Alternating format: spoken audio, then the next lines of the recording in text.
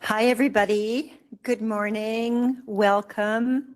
Welcome to the Civic Lab Toronto curriculum session focused on climate action and resilience.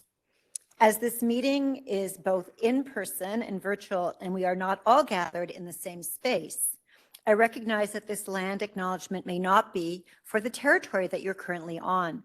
We ask that if this is the case, you acknowledge the traditional territory that you are on and the current treaty holders.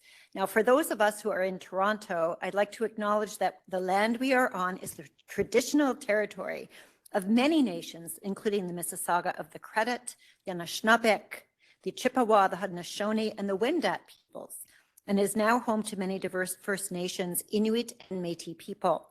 We also acknowledge that Toronto is covered by Treaty 13 with the Mississauga of the Credit. So welcome to today's session, our last in person of this incredible fall, where we've learned so much from each other. We will continue to learn. I'm Dr. Sarah Diamond, professor at OCAD University, and I'm your moderator for today's session. So before I pass it on to our guest speakers for today, I want to cover a few housekeeping items, which I know are familiar to all of you, but here we go again. So today's session is being recorded and participants are asked not to share any personal information within the meeting. The session will be available on www.civiclabto.ca or www.civiclabto.ca curriculum and made available to you through those of us who are your instructors in the very near future. During the Q&A portion, those joining virtually can submit a question by entering it into the QA feature at the bottom right-hand corner of the screen. And I note that we have a lot of you joining virtually today. It's that time in the semester, I guess. So please don't hesitate to ask questions. Our colleague, Jeff from the City of Toronto, is very skilled at getting me your questions so I can incorporate you into the Q&A if you are online. Now, if you're joining us in person, you may ask your question by raising your hand and a mic will be passed to you. And you can also use the built-in microphones if you're seated in the counselors' chairs by pressing the yellow button. Lastly, everyone joining us virtually will be manually muted during the event. If you are in council chamber, please do not join the WebEx meeting because it results in feedback. We don't want that. So today we've got a wonderful lineup. We're going to hear from Megan McLean, who's the project lead, Outreach and Engagement, Environment and Climate. Then Ariana Foal, who's the project lead from Public Energy Initiatives, Existing Buildings, Environment and Energy. And Ariana will be joining us virtually today. And then Becky Katz, manager, Cycling and Pedestrian Projects, Transportation Services. So it's with a great deal of pleasure that I asked Megan McLean to come up to the podium and share her work and her ideas and her slides with us.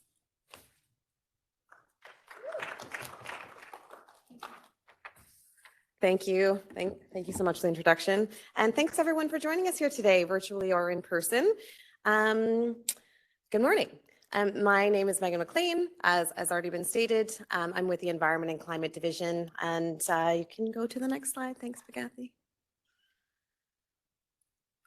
Awesome. So just to start off a little bit about me, there's me on the screen. I'm also here.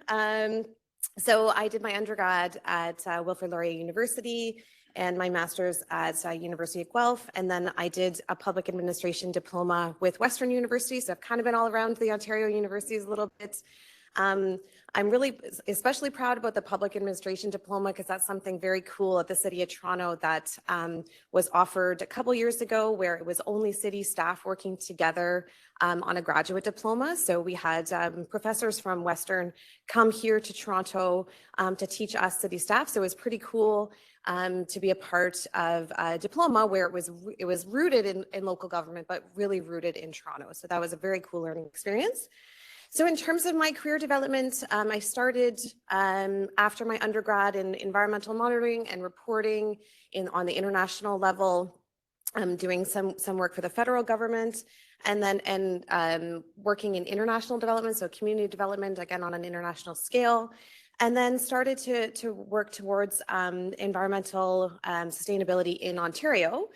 And in terms of environmental outreach, and anyway, I kind of bounced around a little bit in the nonprofit world before I landed here at the city, where I focus now on environmental outreach, on climate action, but with a specific focus on community development and community collaborations in Toronto. So in terms of what drew me to this work, I think it's like, it really combines like two of my passions in terms of like environmental sustainability and climate action, but also like that community development lens, which I really enjoy.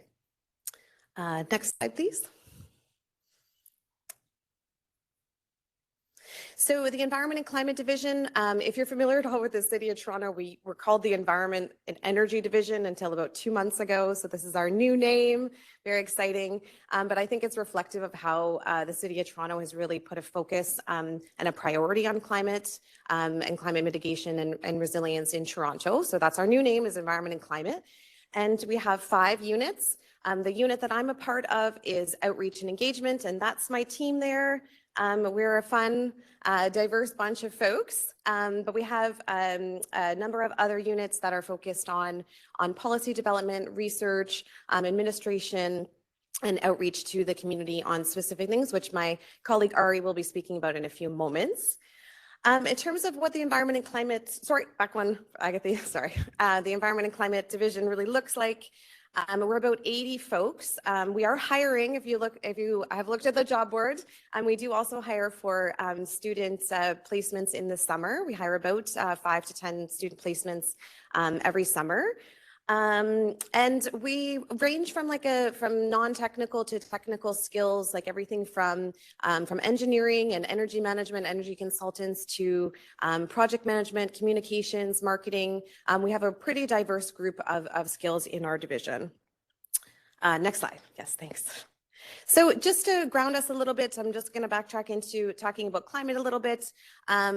This is just a slide where we've modeled what Toronto's future weather might look like should we do nothing, which I just want to assure you right away that there's lots being done. So we hope and do not expect to get to this future weather, but this is what it looks like when we modeled originally our climate strategy of what Toronto might look like should no action be taken on climate. So just as we're seeing in other cities and countries, hotter, wetter, wilder weather, potentially on our way, happening in some cases as well.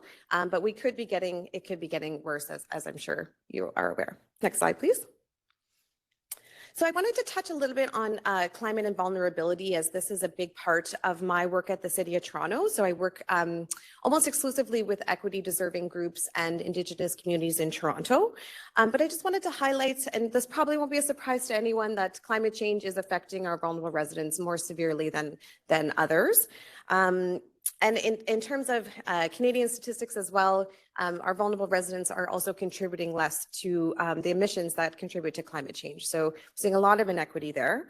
But in Toronto specifically, our vulnerable residents are affected more the impacts of climate change due to a number of things. So greater exposure, so those experiencing homelessness, outdoor manual labor, a lack of resources, so houses that are unable to, or households that are unable to afford air conditioning, lack of choices in where to live in the city, older housing stock. Vulnerable residents are also, in most cases, slower to recover from those climate shocks and stresses that we're seeing because of a number of things, but greater unemployment, underemployment, potentially less savings or access to insurance. And then in terms of also responding to those shocks and stresses, less access to vital communication networks that might be help folk to become more resilient to climate stress. And finally, climate change is also impacting the cost and availability of essential items as food and housing. Again, not a surprise, I think, to most folks. Next slide, please. So I just wanted to show these maps. These are actually from a research study with University of Toronto. And it just really highlights inequity in our city. And if you're familiar with the city at all, you can see where our surface temperature and our air pollution is really like grouped in a lot of areas in our city. And those black dots that you can see on these maps are actually our tower communities. This is part of a tower community mapping exercise. And you can really see where the areas where we have a heavy, harder surfaces, the air pollution is higher and also the heat is higher. So just to ground you, if you're not familiar with Toronto, the top right corner of the map is Rouge Park. So you can see that where there's not hard surfaces and how that impacts urban heat and air pollution. Next slide, please. So we know climate change is happening in Toronto. We know it's happening globally. We also know why climate change is happening. Again, not a surprise to anyone in this room. Where we're seeing our major emissions in Toronto contributing to climate change are in three big buckets. So our buildings, how we heat, cool, and power our buildings, our transportation, and our waste. Next slide, please. And a little further breakdown for those folks that love statistics. And Ari is going to talk a lot more about buildings, so I won't touch too much on there. But transportation, we're seeing a large percentage of that is actually from our personal vehicles, and Becky will be chatting about that shortly as well. And also in our buildings, we're seeing a lot is actually from our homes.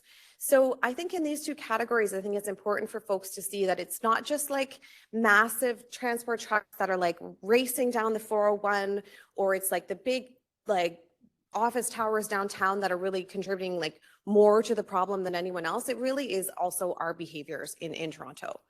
And finally, our waste, a large percentage of that is our landfills, so our open and closed landfills in Toronto, and a large percentage of that is actually our food waste. Next slide, please. And just again, for those that love statistics and graphs in the room, I just wanted to show this in terms of emissions in Toronto as associated with our GDP and our population. One thing we hear a lot in the community is like, oh, Toronto can't grow with these kind of restrictions around emissions, and that's actually not true. In Toronto, we are seeing a decoupling between population growth and GDP and our emissions. Next slide, please. So in terms of the policy that drives climate action in Toronto, we have a strategy called Transform TO, and it is called that because it really requires like transformative changes in Toronto, how we live, work, build, get around, all these things. And it was originally adopted by council in 2017 with a goal of an 80% reduction in emissions by 2050. And in 2019, the climate emergency was declared in Toronto. Thank you, Toronto City Council, for that one, as was a whole bunch of other cities declared climate emergencies at the same time, if you're not familiar with that time. And at that time, Toronto City Council asked us to go back and examine how we could become a net zero city by 2040 or 2050 or earlier. So that started a huge modeling process over a couple of years, a lot of public consultation, as you can see along this little roadmap. And that continued throughout the pandemic, of course. And what happened with our modeling is that we found that the best way to get Toronto to net zero is actually on the 2040 path. So in 2021 and about this time last year, Toronto City Council adopted this new target of a net zero city by 2040. So we're now in the process of implementing all the actions that were modeled in that strategy, which I'll show on the next slide in a couple seconds. But we're also reporting back to council on an annual basis and then starting a new short-term plan in 2025. Next slide, please. So as part of the modeling, I understand you folks are very interested in a lot of research, so I just wanted to show what it looked like with the modeling process. And what you can see here is the actions that we modeled and their relative impact in terms of getting us to net zero. And why I like to show this slide is it shows the three big buckets of emissions, but then also it shows that gray part at the bottom that technically we can't get to net zero alone because there are still emissions associated with the electricity that we're consuming. So the options are to have 100% renewable grid, which would be awesome, or to be purchasing carbon offsets. But a lot of this jurisdiction comes in other levels of government. So as I'll talk about in a little bit, cooperation between government is really key. Next slide, please. Oh, back one. So we set out a number of goals to 2040 to get us to a net zero city, but then interim goals at 2030, because that's a really key target to get us on that pathway to net zero by 2040 is our 2030 goals. And I'm not going to go through these in detail really, but I think you can see again reflected in there the three big buckets of emissions in terms of homes and buildings, transportation and waste, just looking to reduce emissions in all those categories. Next slide, please. And my absolute favorite thing about Transform TO and what is kind of a unique part of the strategy for a city of this size is that when we talk about climate action in Toronto, we don't talk just about reducing emissions. We talk about improving our city and the lives of Torontonians and residents in other ways. So we have a number of guiding principles that with every action. So it's not just about forcing emissions reduction on folks. It's also about examining how those actions will improve the lives of Torontonians, improve our city in another way in terms of like equity, prosperity, and health. So you can see here the 8 guiding principles that all of our actions in Transform TO abide by. Next slide, please. So just in terms of the opportunities, which I think are important to understand with the climate action strategy, as I mentioned, the co-benefits or the guiding principles around climate action are really, really important to us, especially to my team that we're out in the community talking to folks about changing behaviors, but really talking about how it can improve their livelihood, improve equity, improve their health. So I've already mentioned the benefits, but decarbonizing the city will require new investments, of course, but it will provide a benefit to the city as a whole. Like that's just I think probably goes without saying. The other opportunity is that everything that we've modeled in the Transform TO climate action strategy is based on existing technologies. So we don't need to wait for anything. We don't have to say like, oh, we're just waiting for this like massive uptick in technology to implement these things. Everything that was modeled is possible now, which I think is really cool because it really helps people to understand that we're not waiting for anything. Now is the time to take action and we can do it. We can do it as a city. And the labor market is also a really cool one that we talk about a lot in the community. That existing climate action has already strengthened our economy. You might have seen that a little bit in the GDP slide. But Toronto's green industry is actually one of the fastest growing industries in Toronto. And if the Transform TO net zero strategy is implemented the way it's designed, so net zero by 2040, that adds, let me just see my stats here, 1.2 million person years of employment. So about 50,000 jobs per year in Toronto in climate action. The other thing that's neat is financial savings. So swift action, so not just action, but swift action using the Transform TO climate action strategy will result in net savings for the City of Toronto, but it also results in savings for the residents of Toronto. And finally, I just wanted to touch on civic engagement because I think this is a really neat thing for you folks who are studying in the Civic Lab program. But climate action provides a lot of opportunities for people to be involved with local government, to be involved in their communities, and to be involved in the municipality and understand how the municipality works. So I think that's really neat. It's a really cool lever, climate action, in terms of getting folks involved with the city in which they live. And currently there's thousands of Torontonians who are involved in climate action, a lot of which I'm lucky enough to work with. Next slide, please. I wanted to touch on 5 key things that we think are critical to success in meeting our climate goals. The first being that action has to start now and it has to focus on equity. Achieving our 2030 targets requires that all existing climate functions continue and also are scaled up. As I mentioned previously, we do need action from all levels of government and we need cooperation. The electricity system needs to be carbon free. Again, I already mentioned that. You can see that in that graph, that we need to be working with other levels of government to have a carbon free electricity system. Or failing this, like we'll only really meet the net part of our targets, and we'll need to purchase carbon offsets or renewable energy certificates or something like that. The labor market must shift. As I mentioned, the labor market for climate action in the green industry is growing, but we do need to scale up rapidly some of the training and new technologies that are required for climate action. and new supply chains as well. As you imagine, if we're talking about electric vehicles in Toronto, we need to scale up significantly. We also need to scale up those supply chains and folks that are trained in that kind of technology. And finally, the fifth one, the impacts on material and land resources should be accounted for, must be accounted for. And this is, I think, where we bring in a lot of the Indigenous worldviews that is key to the Transform TO strategy and circular economy principles, because we want to minimize the impact on resources and ensure those principles of global sustainability are maintained. And just to use the EV example again, if we imagine that we're going to have to produce and deal with the waste of batteries potentially, we really need to be taking into consideration those impacts on resources and land.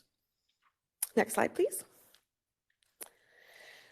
So this is where I touch again on my own work in terms of equity in climate action. So I just wanted to give a couple examples. This is by all means not everything that's being done in climate action in terms of equity, but on our team specifically, we've developed some equity lens tools that help us in decision making. So every time we want to make even a minor decision really in terms of a partnership or taking on a new initiative or working in a community, we work through an equity lens tool to help us ensure that we've really considered the equity impacts before making that decision. I already mentioned a little bit Indigenous engagement. Indigenous worldview is a critical piece of the Transform TO climate action strategy, because there's huge limitations when we rely specifically on Western worldviews. So one thing that we're working on Indigenous engagement is that, yes, I see, yes, I'll be quick, is that what we understand in the urban Indigenous climate action community, that there's a lot of folks working very diligently, but potentially in isolation. So you might have a climate action organization, but you might only have one Indigenous representative. So one thing that we're working on, we have a big event tomorrow actually, to bring Indigenous folks together to explore those collaborations and how the city can better support that work. So grants focus, all our grant programs are focused on neighborhood improvement areas, equity deserving groups, and Indigenous communities. That's both a priority and a target for our grants. I mentioned the equity lens tools, so we do evaluate all our partnerships to ensure that all of our partners are also working with an equity lens. I'm just going to skip down because I know I'm running out of time. We have a number of volunteer programs, our Live Green volunteers and our neighborhood climate action champions, to name a few. And again, priority focused on equity deserving communities and in Indigenous communities in terms of recruitment, but also outreach with these folks.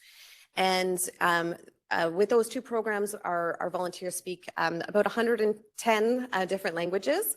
And on that note, with language accessibility, constantly trying to ensure that our outreach materials are translated to as many languages as possible for the audience that we're targeting, but then also ensuring that we're using communication methods that are appropriate for the audience. Right, and next slide. That's it. Oh, no. Sorry, just to highlight a couple of our programs and initiatives. These are all on our website, but you can see here the three big buckets of emissions, but the fourth big key piece of action is get involved. So reduce your emissions in homes and buildings, transportation and waste, but also just ensuring that you're getting involved in your community and in your city. I think that's it now. Yes, okay, I was right that time. That's it for me. Thank you. I look forward to some questions later. Thanks. Wow, Megan, that was amazing. You know, a lot to pick up when we get into discussion. And I know some things that I want to learn more about are the ways that we can decouple population growth and emissions. I think that's really quite an important statement. And I'm sure that we'd love to understand that better. And the dependencies and how they work and what we can do to make sure that you know, we sort of decouple, again, those dependencies to some extent, but also make sure that if they are there, we can be active in the appropriate ways on the other two levels of government.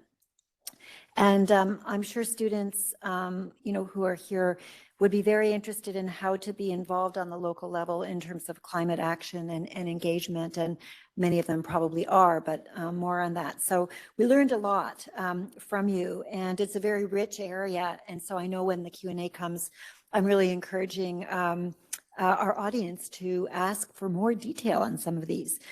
It's a great pleasure, excuse me now, for me to introduce Ariana Foyle, the project lead on Public Energy Initiatives, Existing Buildings, Environment and Climate. And Ariana is joining us online. And then we will again have a chance to ask her questions.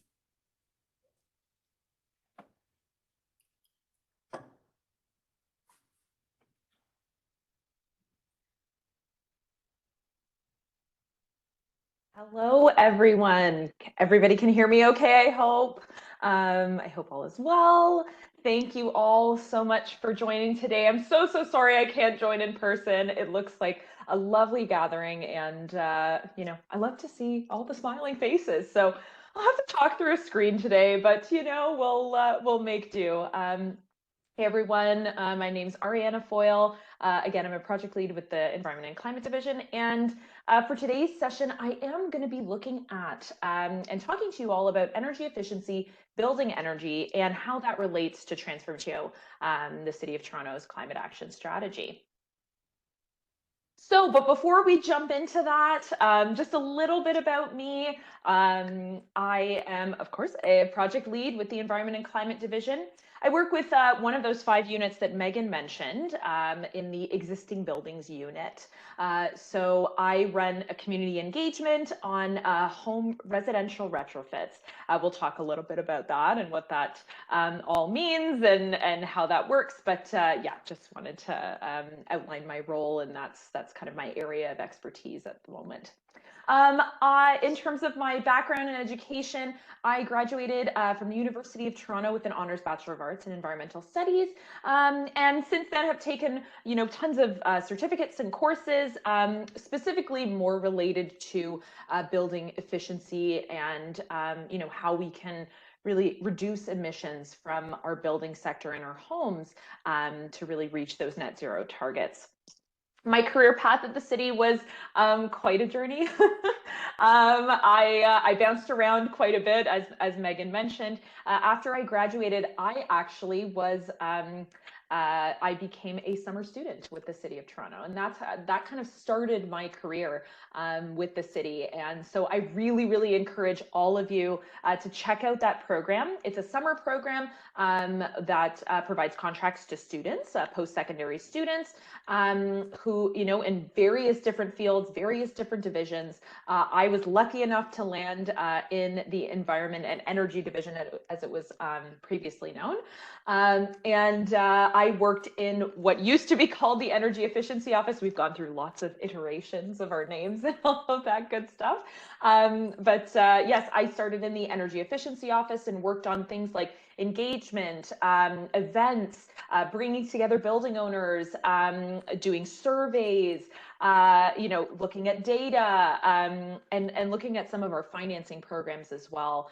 From there on, I kind of bounced around. I also worked in the nonprofit sector as well as higher education. I actually went back to my alma mater at University of Toronto School of the Environment for a little stint, and then I was able to get permanent here at the City of Toronto, which was wonderful. I bounced around to a couple of different divisions. I worked in social services as well as economic development and culture, where I worked in the film office actually, where I coordinated film shoots on city property. So that was a really neat and interesting position. And, you know, I really did a lot, or I always tried, no matter where I was, to kind of bring my passion for climate action and environment into whatever I was doing and whatever role I may be in, even though it was not directly connected, you know, to climate, like my day-to-day work was not necessarily connected to climate action. You know, I helped to convene a working group with the film industry to see how we could reduce emissions from film shoots, as they are, you know, as some of you may know, can be very polluting and very, you know, wasteful. So that was a really exciting, you know, journey, and it actually resulted in the city now looking at doing power drops at various locations throughout the city that film crews can plug into instead of using gas-powered diesel generators that they can hook up to the electricity grid to power their sets, which is like super interesting. And I was kind of part of that, starting off that process, and it came to fruition. I think last year they're doing the pilot now, so that's really exciting. I rejoined the wonderful Environment and Climate Division back in 2019, where I again joined the existing buildings unit, and I was working at the time on high-rise buildings, some of our financing programs, outreaching to building owners, seeing how we could support various building owners across the city of Toronto to reduce their emissions and increase their energy efficiency of their buildings. And then in 2020, I was promoted to a position to lead community engagement on residential retrofits. So that's for, your typical single family homes, which I'll define in a little while. But yes, I lead community engagement on that, as well as like program administration and development and policy development and all of that good stuff. So, and again, I'll get into that in a little while. Okay, so I won't again go into much detail on this slide, as Megan, of course, spoke so well to it. But I just wanted to kind of highlight which area I'm going to be kind of speaking about today, and which of the many goals that we have in terms of reaching net zero by 2040, in this case, our 2030 goals, is this 50% decrease in emissions from existing buildings from 2008 levels. So that's kind of the area of focus here, and what I'm going to be focusing on today. Again, bringing up this slide again, I know Megan spoke to it earlier, but again, I just wanted to highlight that the majority of our emissions, more than 50% of Toronto's emissions, come from buildings and homes at 57%. If we break that down further, and I know again Megan showed this, we can see here that residential homes and buildings in that dark green, part of the graph represent, again, a majority of the emissions from the building sector. So how I like to kind of look at this is that the majority of our emissions come from our homes and buildings. So our residential homes and buildings where we live, to heat, cool, and power those homes. That's a huge number. So that represents a huge opportunity for us to really, focus in on reducing our emissions to the levels that we need to in order to achieve our goals. To also a little bit elaborate on where exactly the emissions are coming from when we're powering our homes and buildings. And again, I know Megan somewhat spoke to this, but I wanted to, again, highlight where the vast majority of them are coming from. So the graph on your screen there that you guys can see is comparing the emissions that we have from the electricity grid versus those from natural gas. And as you guys can see, the natural gas emissions are 10 times what they are from the electricity grid. And so that's a really key area for us to be reducing our emissions, because it again represents the vast majority of where our emissions are coming from our buildings and homes. So that's natural gas to typically heat, cool, and power our homes.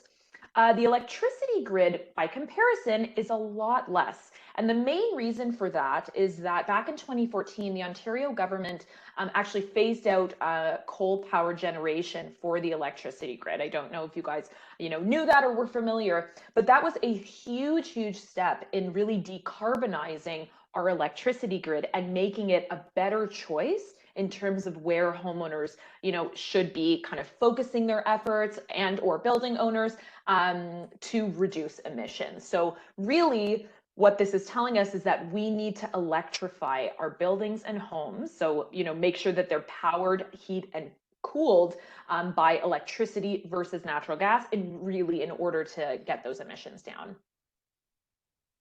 So I also just wanted to quickly highlight and define how our team is kind of structured and how we kind of approach buildings in the city and homes.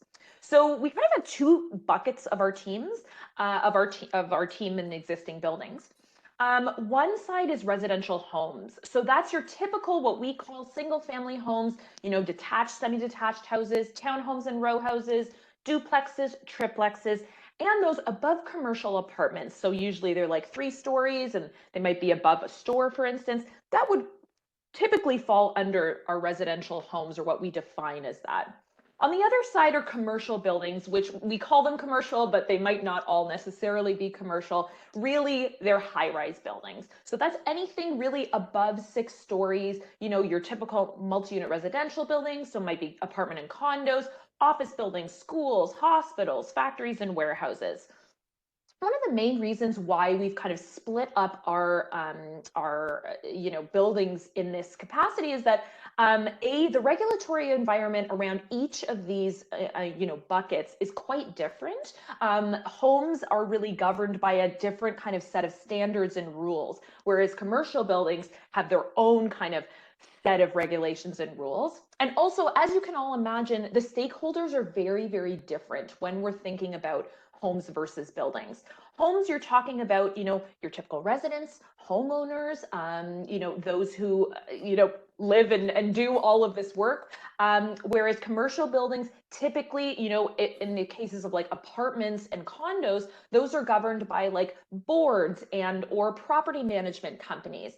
Commercial buildings are often, governed by huge companies that might own multiple different buildings. And so our approach there has to be very, very different. And that's why we've kind of split up that way. Myself, my team, we work more on the residential homes side of things. And so I will be kind of focusing in a little bit on those programs today and what we can do in that regard. So how do we reduce emissions from homes and buildings? This really, centers on energy efficiency. So that's the more efficient use of our energy in our homes and buildings. In the cases of existing buildings and homes, what that means and the best way to achieve that is to complete what's called an energy retrofit. So that's where you're basically doing a renovation of a home or a building, and you're focusing on the energy pieces of that home or building. So, what we call HVAC systems, heating, ventilation, air conditioning, building envelopes. So those are like the outsides of the home, insulation, windows and doors, roofs, that kind of thing, as well as, of course, renewable energy and installing on-site generation through renewable energy. So again, I'm going to hone in a little bit on residential home retrofits, just because that is kind of my area of work and where my area of expertise lies. So what we, really tell homeowners, because this can be a very obviously overwhelming experience, like, how do I start? How do I go about like renovating my home to reduce emissions, use energy more efficiently? Oh, like what? And really the best way is to start with an EnerGuide home evaluation. So essentially that's an audit of your home. So that's where an energy advisor would come into your home, perform a number of tests on your home to see how it's performing, what the insulation levels are, where you might be losing air and temperature and valuable heating and cooling, and looking at your mechanical systems in your home. These evaluations are offered pre and post renovation to kind of give you a baseline of what your home was performing at before and then after your upgrades. These EnerGuides compare, you get a label and a report. It compares your home to similar homes, and you're aiming towards a score of 0, which typically, aligns with around 0 emissions and net 0 emissions and like net 0 energy usage. Once you complete that, you actually receive a report that provides kind of a customized action plan specific to your home with a list of recommended upgrades and energy saving tips for your home. So it's really kind of the blueprint of how you need to upgrade your home to, these levels to reduce emissions and energy usage. Just want to again highlight what some of these key energy efficiency measures to reduce emissions might look like. So we kind of break it out into 3 different categories. Some of your small steps or quick wins might be what we call air sealing. So that's sealing air leaks around windows and doors with caulking or spray foam, upgrading lighting to LEDs, which are the most efficient models on the market, and replacing old appliances with Energy Star certified products. Then we go into the medium steps, which are your major renovations typically. So that's adding or upgrading insulation, installing energy efficient heating and cooling systems, and replacing your windows and doors, because those can just make huge, huge impacts on your energy usage and your emissions. And then finally, we call the large steps deep retrofits. So those are where, you're really doing a comprehensive renovation and you're incorporating renewable energy and battery storage and upgrading your systems to the most efficient you possibly can for both your building envelope and your mechanical systems. I also just wanted to highlight quickly, like, what does a net zero home look like and what is that defined as? So that's a home that produces as much energy as it consumes. So whatever goes in comes out so that the net is zero. They're airtight and use renewable energy. So that's kind of a key pillar of net zero homes. They must have on-site renewable energy. Some of the benefits beyond, of course, reducing emissions are lower energy bills.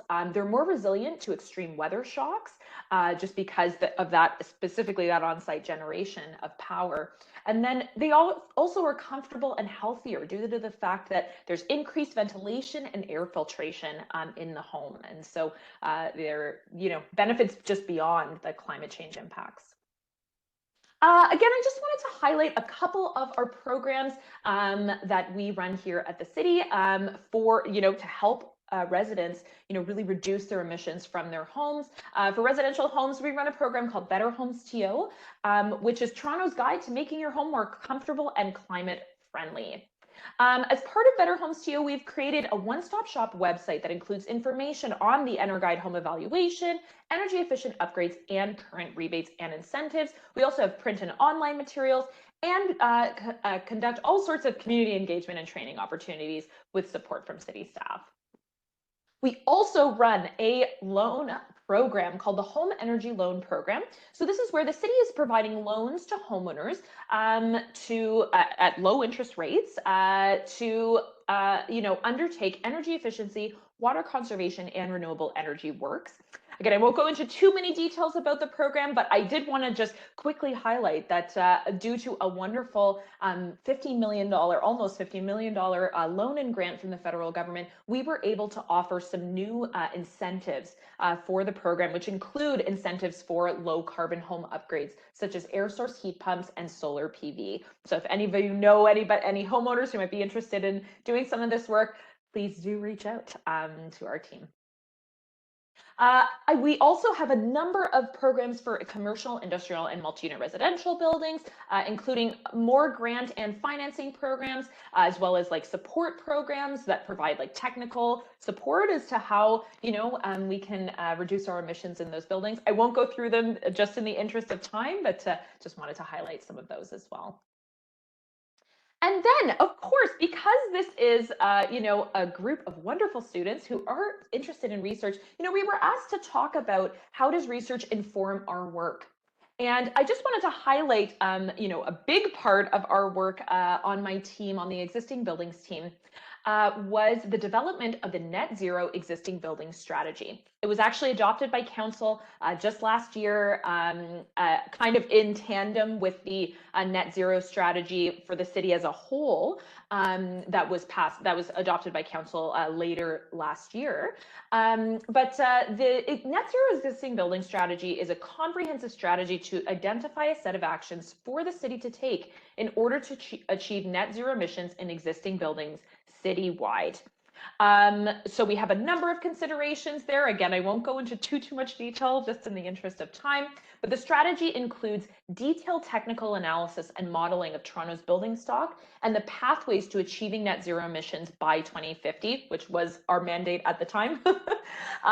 It also includes a recommended package of 9 key actions needed to achieve the modeled net zero scenario, and high-level implementation planning and timelines. So again, this is real research in action. This was something that, we actually engaged in the services of a external consultant to kind of help us with some of this modeling and technical work. But that required a ton of research, not only on the technical side, but also looking at different jurisdictions, how they're achieving, what their goals are, and how they're looking to do this. So in terms of like just a high level overview of what the net zero existing building strategy is looking for, it's kind of in 3 main buckets. It's to set requirements, to assess building performance, and create that pathway to net zero. It's to provide support and resources to make retrofits easier and more affordable for homeowners residents and building owners across the city, and advocate and partner with other levels of government, which I know Megan also spoke about. This is a really, really key piece here. The federal government in particular is very, very active on this file and is providing all sorts of opportunities for the city and for building owners and homeowners, to really take action in this space. And so it's a really exciting time. And I think that's it for me. So thank you all so much, and looking forward to taking your questions a little bit later. Thanks.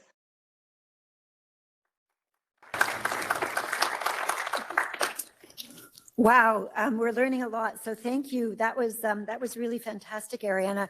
And I'm sure there'll be lots of discussion on, for example, how the incentives work and that kind of relationship between equity that so much shapes the city's strategy, including in terms of this whole question of climate change and impact, and how affordability and equity play out in helping to convince residents and support residents in making those changes. I just wanted to say also that the Canada Media Fund and Telefilm Canada have introduced requirements in terms of climate action, so that large productions now actually have to have a climate action strategy in order to be financed. So thank you to the City of Toronto for being a leader in that space, because I think that helped to prompt, again, regulatory action on the federal funding level. So our last speaker is Betty Katz, who's the manager of cycling and pedestrian projects from Transportation Services. We're looking forward to hearing from you, Becky.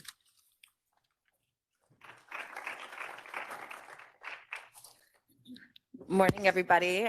Megan and I were talking about it, but we're very rusty about talking in person. So this is exciting. It's been a while for myself to speak to a group in person and virtually. But as shared, my name is Becky Katz. The presentation is just coming up. And I'm the manager of the most wonderful team at the city, which is the Cycling and Pedestrian Projects team. You can go to the next slide. You actually already had one of my colleagues come speak. Her name is Kanchan Maharaj. She's a senior engineer. But before we talk about my team, we could talk a little bit about me. Next slide, please. So I went to school for engineering. I went to Cornell undergrad in the US, and then I moved to Saudi Arabia, and I did a master's of civil environmental engineering. And then I took about 7-8 months off of life and traveled in India just for fun. And then I moved to Atlanta, Georgia, because I happened to meet a nice guy in grad school, and he wanted to do his PhD. And I always said I'd never move for a guy, but he's still my partner, so I guess it wasn't a bad decision. So I moved to Atlanta, Georgia. I had never been to the American South before. My main interest in undergrad was linking engineering practices with community participation. I think there's an innate quality in this class that shows that linking of community to what you do is so important, because what we all do and what we produce impacts communities and impacts individual lives. But in my undergraduate career, there was a lot of like engineering, you can just derive the right answer if you use a formula. But, the practice of engineering has massive impacts onto communities. So that was always my main interest. And I got this great job at a nonprofit. It was a parks nonprofit that did bottom-up community park design. So I was the main kind of engineer designer and worked on park planning and capital projects. I then moved to the city of Atlanta and became the first person to ever work on cycling and biking for the city, including launching their bike share system and overseeing over 50 kilometers of new infrastructure going in. There was a big election going on in Atlanta. My husband was finishing up his PhD. So I applied to a fellowship program, which I got into, and I moved to Germany for a year, where I lived in Berlin for about 8 of the months, and 4 months I lived in Münster, which is a northwest small German town. It was like adult study abroad, and it was great. And about March of 2019, I was like, oh my God, I'm not gonna have a job by May 2019, so I should probably start looking. And I applied to what I called 10 out of 10 jobs. And this was my top 10 out of 10 job, was to be the manager of the Cycling and Pedestrian Projects team for Transportation Services in the City of Toronto.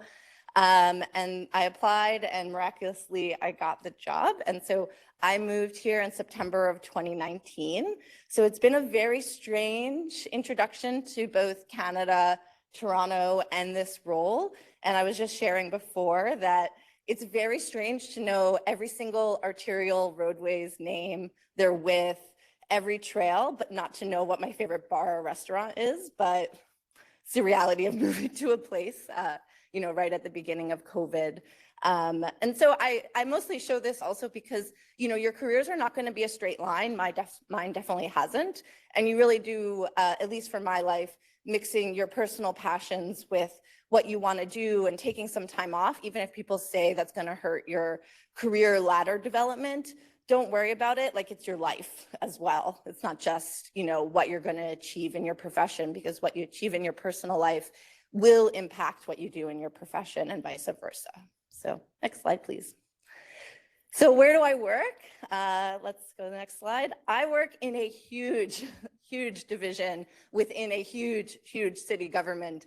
And it is overwhelming, but also exciting. Within transportation services, we're over 1,000 employees. We oversee and own probably the largest city public asset of over 5,600 kilometers of centerline streets, 6,000, almost 7,000 kilometers of sidewalks, 900 kilometers of bike lanes, and 2,000 traffic signals. Very few North American cities compare in terms of the size of our division and our road system, and it's just an immense responsibility and an immense division to oversee and to navigate. Next slide, please. So there's 9 sections within our division. Next slide, please. I work within the project design and management section. So this is the coolest section, of course, because we work on capital projects. So anything new being proposed in massive changes, not long-term plans, but near-term projects that are going to, start to have, that more detailed design work happen. That's our section, and we have 4 groups. And I think it's cool because it is like by the size and scale. So we have major projects, which you can imagine they work on major projects. So this is like things like Reimagining Yonge, where they're looking at the North York section of Yonge Street and what its future will be. So just, massive investment. Or if you've ever been to 6 Points, which was a tangle of roadways that was untangled, that's kind of their scope of their work. Vision Zero projects work on safety-related improvements to ensure that nobody is killed or seriously injured on our road. They focus a lot on intersection improvements, where many of our horrible life-changing collisions happen. I work on cycling and pedestrian projects. I think you can imagine what we do, but I'll talk more about it. And then we have neighborhood projects, and they really work on small scale, big impact, small change projects. We can go to the next one. So this is about half of my team on this picture. Again, you met Kanchan already. We're about 30 people, and we are a mix of urban planners, urban designers, landscape architects, public health background, policy folks, and a whole lot of engineers all in the mix.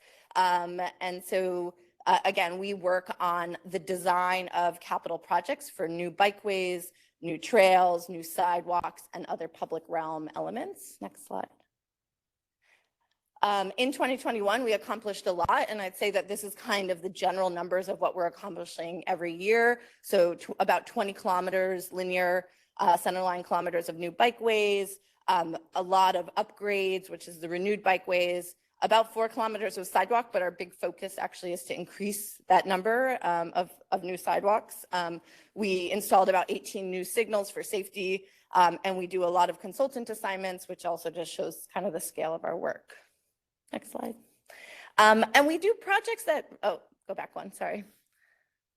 We do projects of all different types. So anywhere from, if you've been on Danforth Avenue, so where we use flexible materials, precast materials, pavement marking, signage. So where we're altering the function of the road, but we're not altering the civil, like the the concrete of the road, right? So the Danforth has transformed, but through more temporary materials. Next slide. And then our team also works on very impactful civil projects where we're actually taking what was the road and then completely transforming it with permanent materials.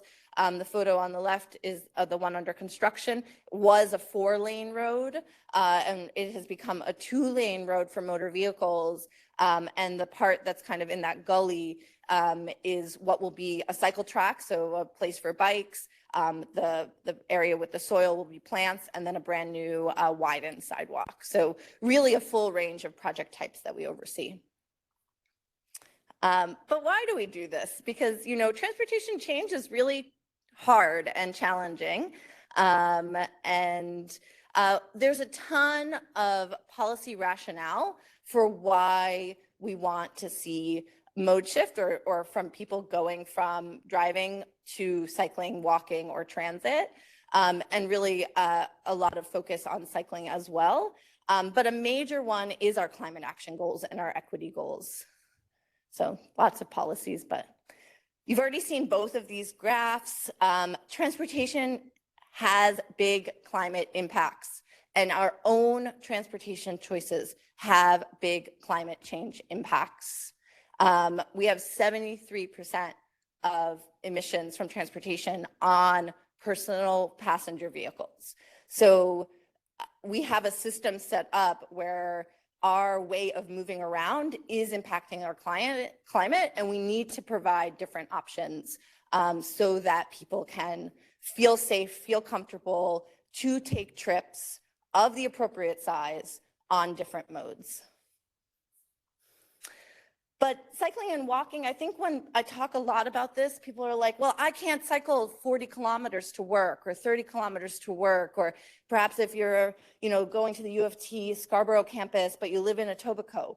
And actually, it's really not about shifting that trip, right? Nobody is here at the city or in our field saying every trip must be walked or cycled or transit. It's that you should be able to do a combination of trips between walking, cycling, and transit to replace some of the driving trips. But you also need to be provided the infrastructure to do it.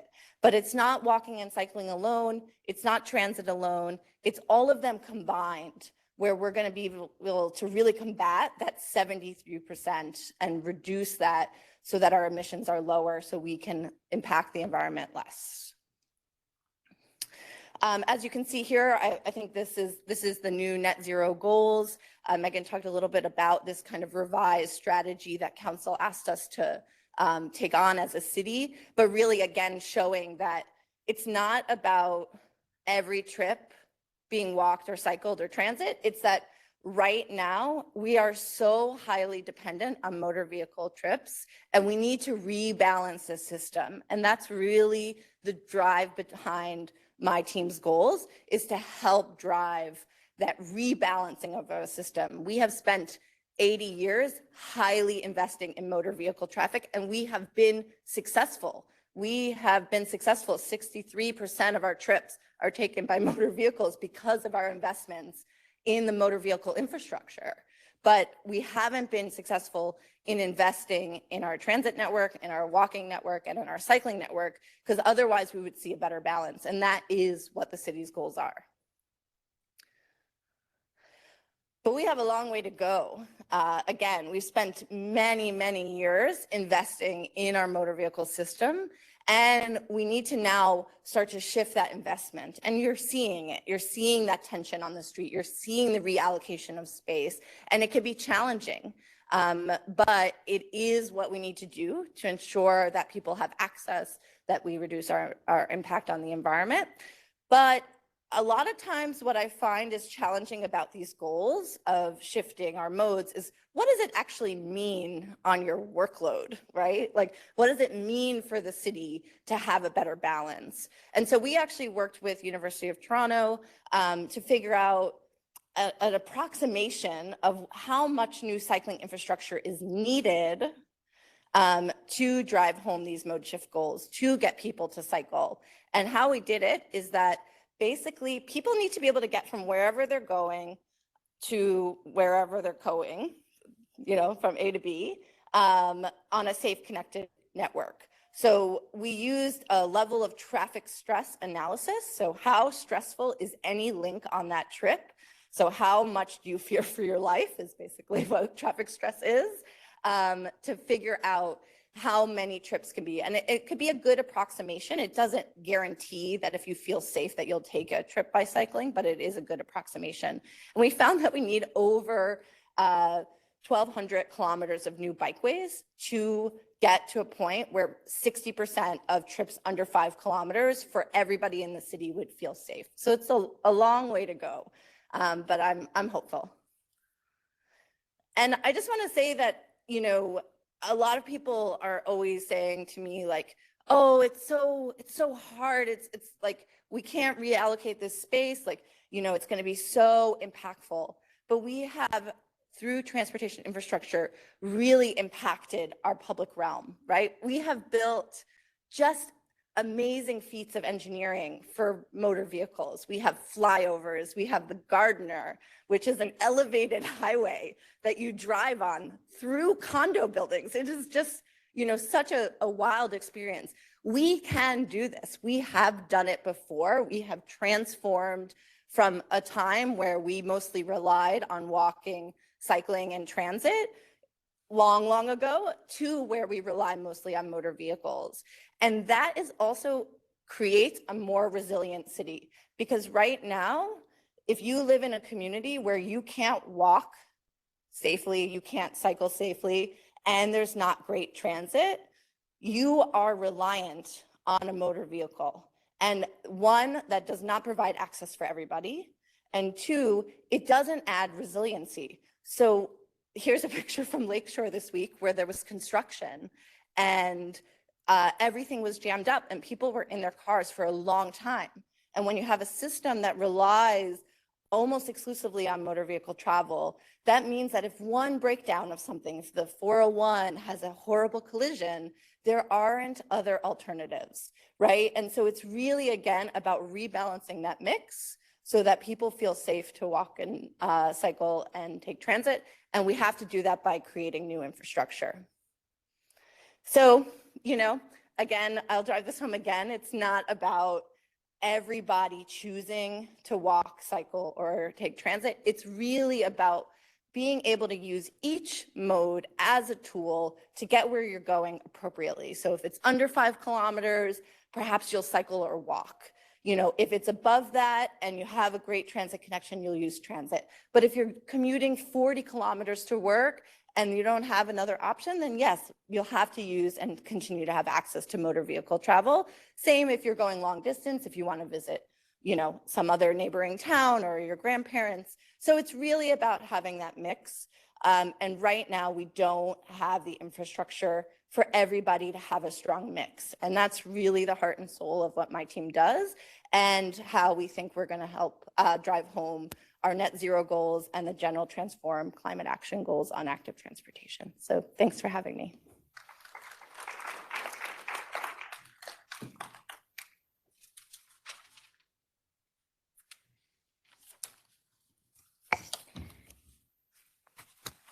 Wow, thank you so much. And really exciting to think about what that future city would look like, in 10 or 20 years from now, if we accomplish those goals. So this is a moment for us to open up to questions. I had a few to kick us off. I've already got some coming in, which is very exciting, via the internet. So just to go back and level set just a little bit, the other side of sustainable practices is recognizing that we are in a climate crisis with major climate events. So you did touch on this a little bit, but how can, and this is actually for all three of you though, how can the city and its residents plan for shifts in climate like extreme heat or cold? So what plans are there for climate disasters? So intensive rainfall and flooding or power outages, and how will the most vulnerable be protected? So can we just start with that, a bit of that larger piece, and then we'll drill into each of your presentations. Sure. Yeah. So I can touch a little bit on what we call like climate resilience. It isn't what my particular portfolio focuses on, but of course it touches everyone in Toronto, particularly our vulnerable residents who I work with quite a bit. So in terms of responding to climate shocks and stresses on an individual level, we do chat a lot with residents in terms of emergency preparedness. That's really a key piece for individual or household resilience. And then on a larger scale, working with like as Ari would do, working with some of the larger scale building owners and landlords and so on and so forth to ensure that buildings can sustain climate shocks and stresses. And then on another larger scale is working on the city level and with other levels of government on improving the resilience of our infrastructure. So we're not seeing like massive large scale flooding or heat waves where it brings down electricity systems or the grid in certain areas. So it's a number of levels of we're working with folks on individual household level, on the city level, and then on like a larger like business scale level.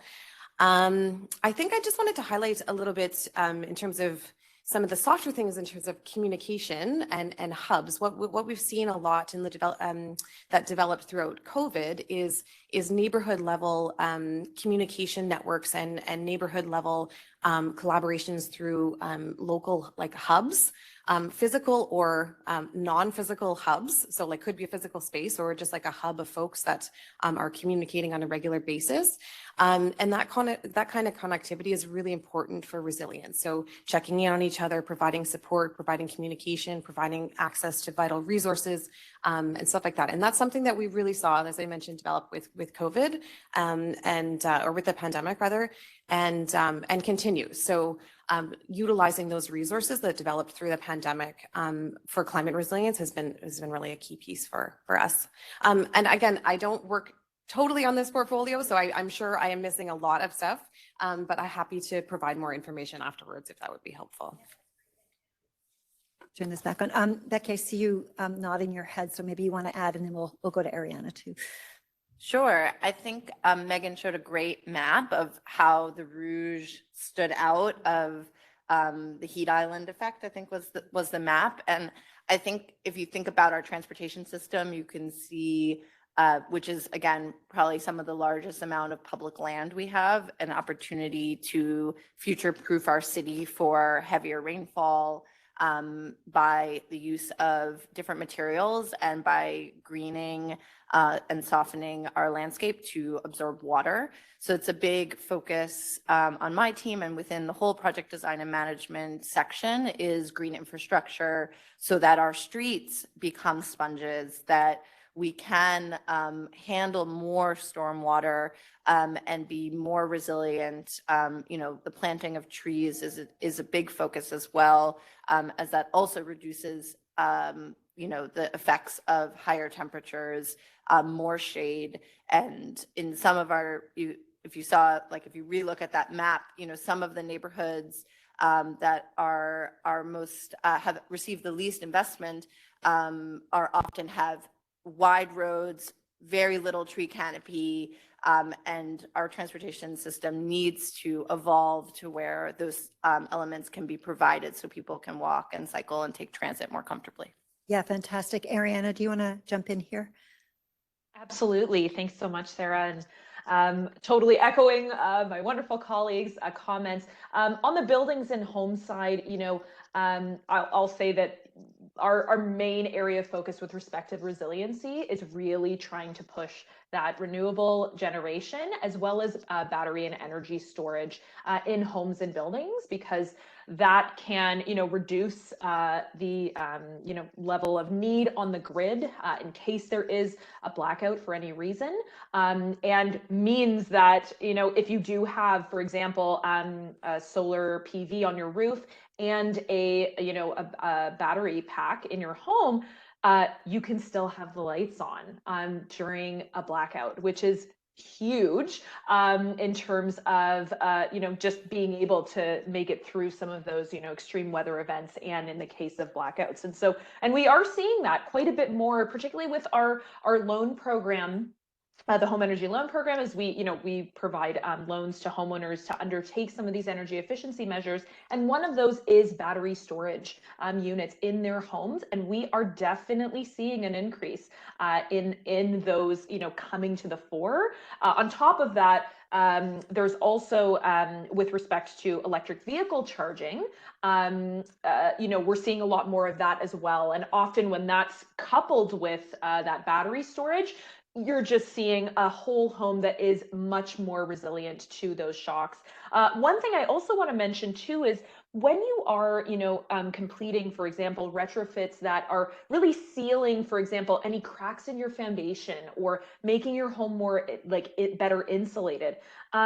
That also means that it is more resilient to things like, basement flooding, or, when it's a really, really cold day, you can actually rely on your home to keep in that energy, which means that, again, it's kind of a refuge in times of possibly extreme weather events. And so those are just some of the ways that we are, really trying to integrate and push for more resilient homes in particular to extreme weather events. Yeah, great answers from all three of you. We do have a question that's come in. Can Toronto to Toronto meet its targets if Canada is not on track to meet its carbon emissions meet its carbon goals, and carbon emissions continue to increase in all regions of the Greater Toronto and Hamilton area? So just trying to interpret the question a bit. So the problem, of course, being Canada's goals and our dependency on those goals. So how can the City of Toronto in some ways adjust or manage in the context of the larger federal provincial challenges? Who'd like to? I can start with a couple points.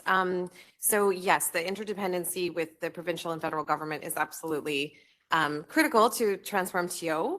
I think if you think about the one slide where it showed the modeling of the impact of our actions and where we actually cannot get to like zero emissions in Toronto without participation from other levels of government.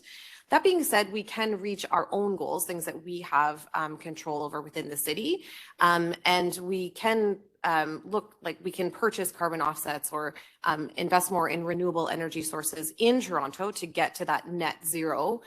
So yes, absolutely, cooperation with other levels of government is critical, but we can get to our own goals of the actions that we've modeled for the City of Toronto.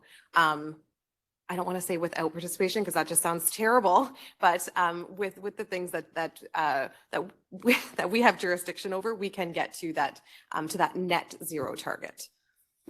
Great, thank you. So equity has been a point that each of you really underscored, and I want to go back to you, Ariana, because the kind of solutions for homeowners are, or renters if they can convince their landlord, it's quite a wonderful repertoire of what people can do, but how can people who are equity-seeking groups who are struggling with poverty and other sorts of challenges also benefit from those strategies to reduce carbon in, their single-family homes or in rental accommodation? So kind of recognizing the gap that, was kind of laid out by Megan in the beginning in terms of the challenges that large numbers of people in the City of Toronto face and increasingly face in terms of inflation and other kinds of challenges. So Ariana, over to you to give us the equity lens on the programs that you shared with us. No problem. And thanks so much for the question. Listen, equity is such a key piece of everything that we do, and we have to account for it. It is the reality of our situation here. And one of the key pieces of some of the programs that we offer is that at the moment we are not able to wind down completely and or not fund natural gas infrastructure for homes and buildings. The reality of the situation, as it currently stands at least, is that natural gas is cheaper typically than electricity. And what that means is that from an equity perspective, we cannot not fund those efforts, even though obviously in many ways it does go against some of our climate goals. But at the end of the day, for example, if somebody's, oil furnace breaks down and, they don't have any other options, they have to install a natural gas furnace. That is something that, for example, we would fund. Now, is it something that we are, actively promoting? We're trying not to, and again, really trying to get people over to, electricity in general. However, we also recognize that unfortunately, because of the cost environment in particular, we do have to kind of keep it as part of our mix in order to serve, our equity deserving groups, particularly those who may be experiencing poverty and don't really have any other options. I'll also say though that, there are a lot of smaller measures that, for example, homeowners can take that are lower cost that can make a huge difference in terms of how many emissions might be coming out of their homes or buildings. And one of those areas I love to kind of come back to is air sealing. So that's where you're sealing kind of any sort of cracks in foundation, or particularly around windows and doors, because that's where you're losing a lot of the energy in your home and building.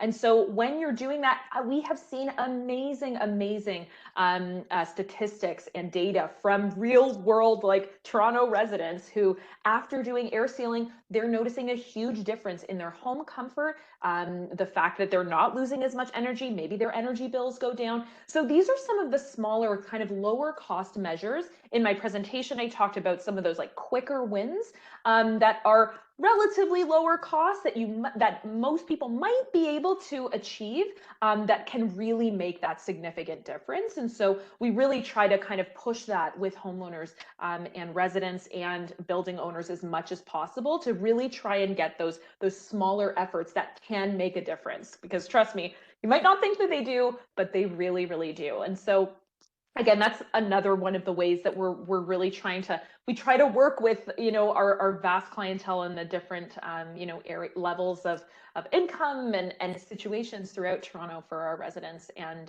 but still trying to get them to, be able to enjoy some of the benefits of this. And let's also remember, energy efficiency means using that energy more efficiently. And typically that should come with lower cost at the end of the day. It doesn't always, happen right away, for example, but it's something that, we do find, because if you're using energy more efficiently, that means your energy use should also go down. And so that can also be a benefit from that as well. Yeah, thank you. Now I know that thank you very much. I know we have questions in the room, and encourage you online. There's one back there, and then we've got one over here. Hello. So I have a question that kind of lives, I guess, at the intersection of housing and climate change, and it's based on the city's capacity to host and perhaps accommodate climate refugees, both internationally and perhaps domestically.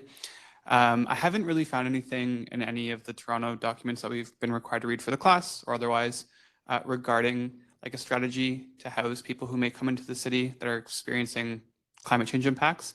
I'm just curious if there are plans in the making, or if there are conversations between the city, the province, and the federal government to kind of create that capacity. Who'd like to take that one on?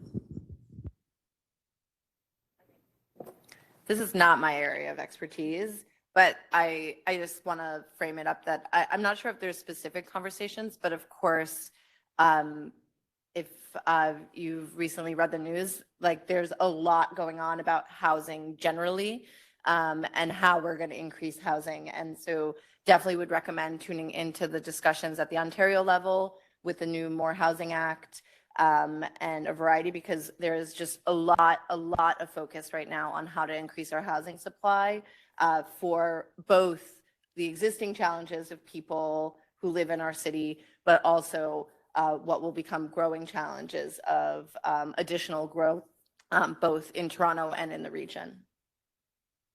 Okay, thank you. Obviously, more conversation to happen on that front because it's very critical. And we've heard, you know, in other sessions that some of the new homeless population are folks who've come here with refugee status, and the social support infrastructure hasn't had the durability that's needed. So very important areas for the city to continue with. I see that you had your hand up, and if you press your button, you can speak. Hi. So I think we all know that Toronto is expected to experience a lot of growth over the coming decades. And I know this was touched on briefly, but I was wondering about more kind of details on how these goals took into account the climate or the population growth that Toronto is expected to see, specifically from like a transportation and planning lens, while keeping a climate change lens as well to accommodate that growth. Thanks for the question. I think a lot of the points that especially Ari and Becky have covered in terms of our like our physical infrastructure of housing. So like ensuring that we're building, this is my personal opinion, up, not out, but then also ensuring that the livability of our homes and buildings, and then the transportation methods of having the connectivity of transportation like networks. So in a lot of things that I talk about with my communities is ensuring that all the things that they need to access are accessible within a very short distance. So not to say that you can't take multi-modes to get across the city for sure, but just trying to understand like better planning around our particular like neighborhood pockets, so we can allow for growth, like to have like maybe larger scale buildings, but to not have to require folks to like get very far to access the services or resources that they need. Of course, that's a huge undertaking, of course. But I think we know from our modeling and from like our previous population growth that we are seeing that decoupling of emissions because of the efforts that we're taking in climate action. So we need population growth too in terms of the person hours that the green industry the jobs that will be created. So like the 50,000 jobs per year that would be created with the net zero strategy, we need people for that. So the population does need to grow. That's accurate. But with obviously like really deliberate and consideration of livable, like neighborhood level networks. Great. So we have a big lineup of questions, and I'm going to go to some of the ones that are online, and I'm going to ask the three of you to be very succinct in your answers so we can kind of move through. No, I'm not criticizing. I'm just saying this is a bit of like the 10-second battle for response. So can you please elaborate on efforts to support renters, landlords, that category, to reduce emissions and energy bills from multi-residential buildings? So I think, Ariana, that may be yours. So what's the fast answer there? What's happening? We do have a couple of support programs for various multi-unit residential buildings, or we call MURBs. In particular, our navigation and support services program provides like technical support as well as kind of guides people through the energy efficiency process and what that means. And it can come from renters, it can come from landlords, but that would be for our typical kind of high-rise buildings. That's the best program to start with. Great, thank you. Question for you, Becky. So we now have e-bikes, cargo bikes, mopeds, electric skateboards and scooters, et cetera. These are all positive additions to a low carbon transportation world. How are you planning, not just for the traditional way we sort of see bikes and e-bikes, but this really dramatic expansion of new transportation technologies? Yeah, I think this is a really exciting topic about e-mobility generally and e-bikes, e-cargo bikes, to also convert some of our trips and emissions from the transportation sector. And it really does come down to street design and having the facilities that accommodate them in width. If you've ever biked on a traditional, 1.2 to 1.5 meter bike lane, it's just not going to cut it anymore. So we need to make our bikeways wider, separate pedestrians and cyclists so that the speed differential doesn't make people feel uncomfortable, and think about the endpoint destinations for charging. Great, thank you. We have two fast questions. We have one over here, student there, I think, but very fast, and then one over here, student over here, and then I have some exit remarks for us. This question is, for what reason and problems Toronto hasn't invested in expanded bus services for moving around commuters for nearby regions? So like York, or working with York region, or like Oshawa, Durham, or Halton. So this is about the need to have an expanded public transit network that is hopefully sustainable. Any comments from, I guess, Becky, you? Yeah, I think that there is the need for more investment into both our regional bus service, our regional train service, and the integration between those services, especially if you do live in these regions and you're transferring to come into Toronto or into other regions. I think that there is discussions about how to invest, where to invest, but they're very thorny discussions that are ongoing. And I think you'll see with the provincial mandates on transit and the local mandates, more investment, more collaboration, and hopefully better outcomes. But transit is often one that requires heavy investment and a lot of support. So, you know, if you're having challenges, this is a great place to get actively involved in your communities to advocate for more investment. Great, thank you. And the last word from you, and please keep it brief. You're our last student to speak in this wonderful year of sessions. Well, great, thanks. So this is a question, given the context of Toronto's expansion largely being in suburban or farther flung exurban regions or in regional cities. Does the Active Transit Department have a strategy for incorporating last mile cycling infrastructure so that those increasing numbers of trips are accounted for without the use of a car? Absolutely. Should I be shorter? No. Yeah. So, I mean, our group, you know, is, focused on trips under 5 kilometers mostly and converting those, and to select projects, because we have a big city, we have a lot to deliver, a lot to transform. We use a 9-point GIS analysis to select priorities. And one of those is connectivity to transit as an origin and destination for last mile, along with a variety of other ones that I'm happy to talk about offline.